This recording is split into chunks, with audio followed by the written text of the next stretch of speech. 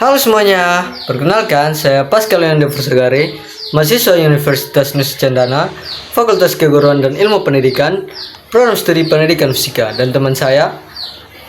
Halo, perkenalkan nama saya Paulina Minabello dengan NIM 240100549. Nah, kali ini kita berdua akan membahas terkait dua teori penting dalam pendidikan, yaitu teori kognitif dan pengelolaan informasi, dimulai dari sejarah, definisi, dan penerapan, serta perbedaan kedua teori utama ini. Nah, oleh sebab itu, yuk simak videonya. Nah, sejarah dimulainya teori kognitif itu pada masa pra-kognitivisme, awal abad ke-20, di mana psikologi didominasi oleh behaviorisme seperti teori B.F. Skinner dan John Waston yang menolak studi tentang proses mental karena dianggap tidak dapat diamati secara langsung. Namun beberapa ilmuwan mulai mempertanyakan pendekatan ini karena tidak dapat menjelaskan bagaimana manusia memahami, mengingat, dan memproses informasi. Yang berikutnya, kemunculan kognitivisme pada 1950-an sampai 1970-an, di mana Jean Piaget mengembangkan teori perkembangan kognitif yang menjelaskan bagaimana anak-anak berpikir dan belajar melalui tahapan-tahapan perkembangan intelektual. Yang berikutnya, Lev Vygotsky, di mana ia memperkenalkan konsep zona perkembangan proksimal dan menekankan peran interaksi sosial dalam pembelajaran. Yang ketiga, Albert Bandura memperkenalkan teori pembelajaran sosial yang menunjukkan bahwa manusia belajar melalui observasi dan pengalaman orang lain. Yang berikutnya, pada era modern, teori kognitif berkembang dengan pendekatan baru seperti teori pemrosesan informasi yang membandingkan cara kerja otak manusia dengan komputer. Muncul konsep metakognisi, yaitu kemampuan untuk menyadari dan mengendalikan proses berpikir sendiri. Penelitian dalam neurologi kognitif menunjukkan bagaimana fungsi otak mendukung proses berpikir dan belajar. Yang berikutnya, definisi menurut Jean Piaget.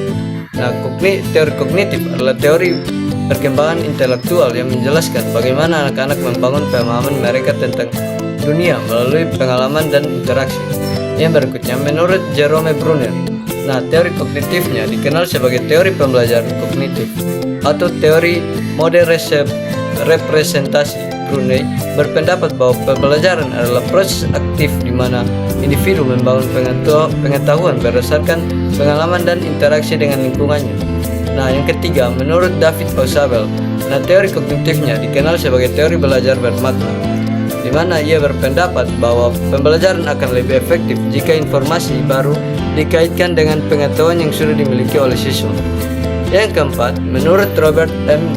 Gagne, teori kognitifnya dikenal sebagai teori pembelajaran dan hierarki pembelajaran. Ia berpendapat bahwa pembelajaran terjadi melalui serangkaian tahapan yang sistematis dan setiap pembelajaran memerlukan kondisi yang berbeda. Penerapan teori kognitif. Yang pertama, pembelajaran yang bermakna, di mana guru mengaitkan informasi baru dengan pengetahuan yang sudah dimiliki siswa sehingga pembelajaran lebih relevan.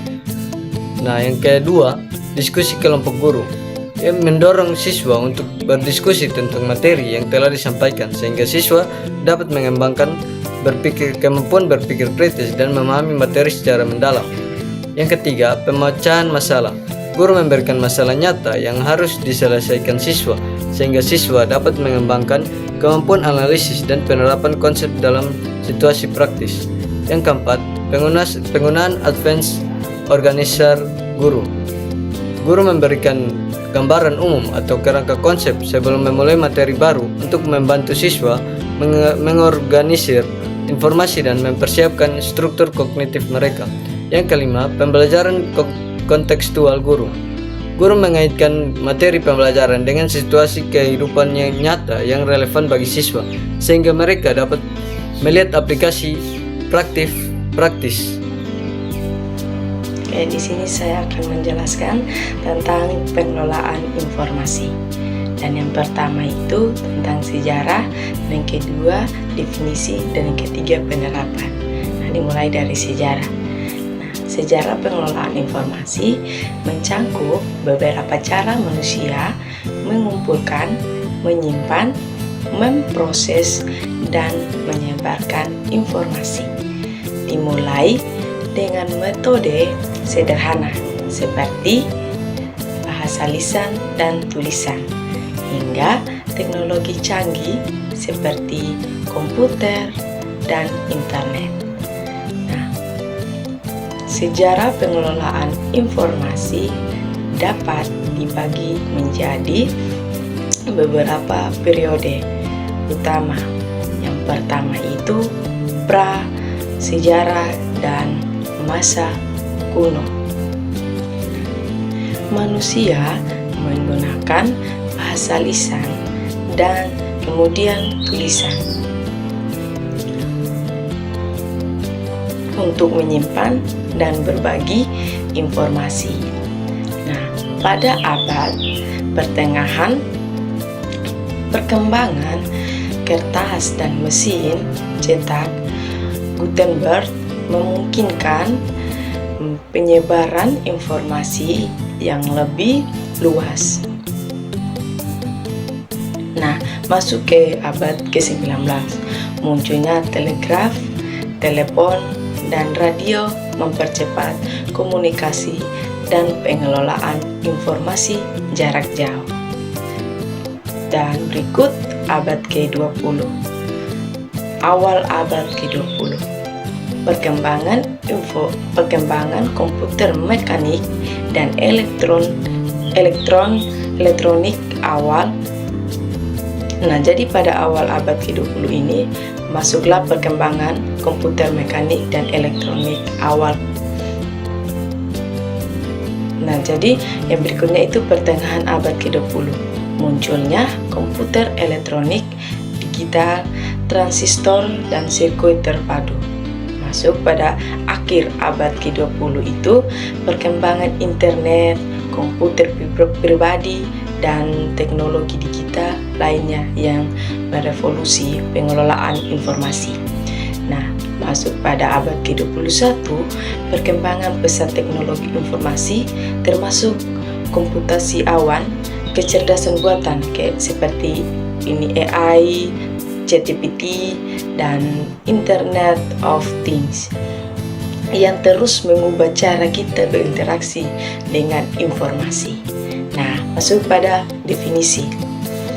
Pengelolaan informasi adalah proses sistematis yang melibatkan pengumpulan, penyimpanan, pemrosesan, dan penyebaran data untuk menghasilkan informasi yang berguna. Nah, ada tokoh-tokoh penting dalam bidang ini memberikan kontribusi signifikan terhadap pengelolaan informasi dan juga perkembangan teori dan teknologi pengelolaan informasi. Nah, masuk pada tokoh yang pertama. Tokoh yang pertama itu adalah Charles. Charles ini merancang analytical engine yang merupakan konsep dasar yaitu komputer modern. Terus yang tokoh yang kedua itu ada Lovekal, dianggap sebagai programmer komputer pertama karena ia menulis algoritma untuk analytical engine. Nah, yang ketiga itu ada Alan Turing, mengembangkan konsep mesin Turing yang menjadi dasar teori komputer dan kecerdasan buatan. Nah, yang keempat itu Claude Shannon. Nah, Claude Shannon ini membangun teori informasi yang memberikan dasar matematis untuk komunikasi digital dan penyimpanan data. Nah, dan berikut itu John Von. John Von ini ternyata mengembangkan arsitektur komputer yang digunakan dalam sebagian besar komputer modern dikenal sebagai arsitektur.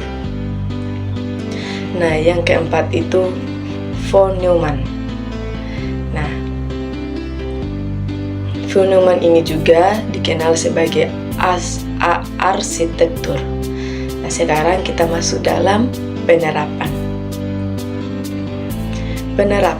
pengelolaan informasi diterapkan secara luas di berbagai bidang untuk pengelolaan, menganalisis dan memanfaatkan data, menghasilkan informasi yang berguna. Nah, penerapan ini mencakup beberapa aspek kehidupan modern, dari bisnis hingga sains. Nah, sains. Yang pertama itu membahas tentang sains. Analisis data pelanggan, manajemen, rantai pasokan, pemasaran digital, layanan pelanggan otomatis, dan pengambilan keputusan berbasis. Dan yang kedua itu data pendidikan. Pembelajaran online, sistem manajemen pembelajaran, penelitian pendidikan, dan yang terakhir itu analisis kinerja. Dan yang ketiga, kesehatan. Rekam medis elektronik, diagnosis medis dengan bantuan komputer, penelitian medis, dan perkembangan obat. Dan yang berikut itu pemerintahan. E-government, analisis kebijakan publik, manajemen data publik, dan deteksi penipuan. Dan yang berikut itu komunikasi media sosial, internet, komunikasi seluler, dan sistem rekomendasi. Dan yang berikut itu sains dan teknik, simulasi komputer, pemodelan, analisis data ilmiah, dan perkembangan teknologi. Dan yang berikut itu hiburan. Hiburan itu ada streaming video, game, rekomendasi konten, dan produksi film. Yang berikut itu keuangan. Nah, perdagangan, algoritmik, analisis risiko, detektif penipuan keuangan, dan pencernaan keuangan. Dan yang berikut itu transportasi. Nah, sistem navigasi, manajemen lalu lintas, dan logistik. Dan berikut itu manufaktur, otomatisasi pabrik, kontrol kualitas, dan pencernaan produksi. Nah, sekian materi tentang pengelolaan informasi. Terima kasih.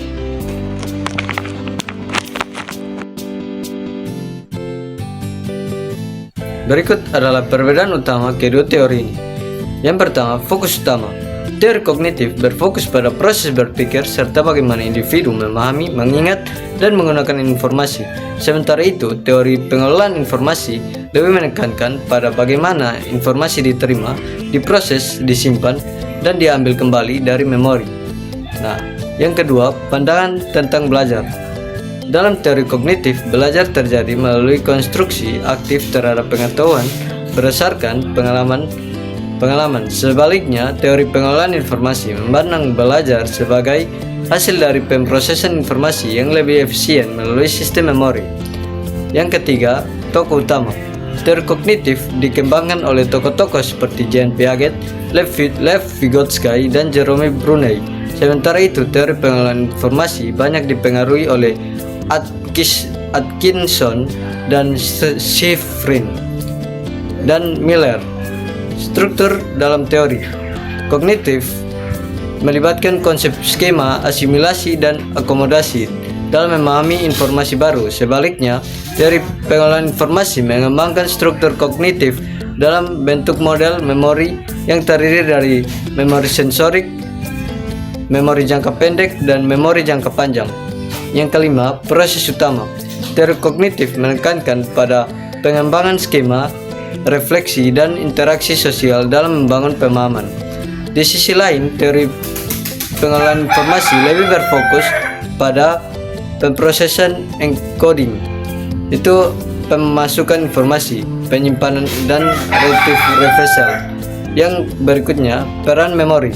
Dalam teori kognitif, memori dianggap peran penting, tetapi lebih ditekankan pada pengembangan individu membangun makna dari informasi yang diterima. Sementara itu, dalam teori pengelolaan informasi, memori sangat ditekankan dalam pemrosesan informasi dan penyimpanan jangka panjang. Yang berikutnya, implikasi dalam pembelajaran.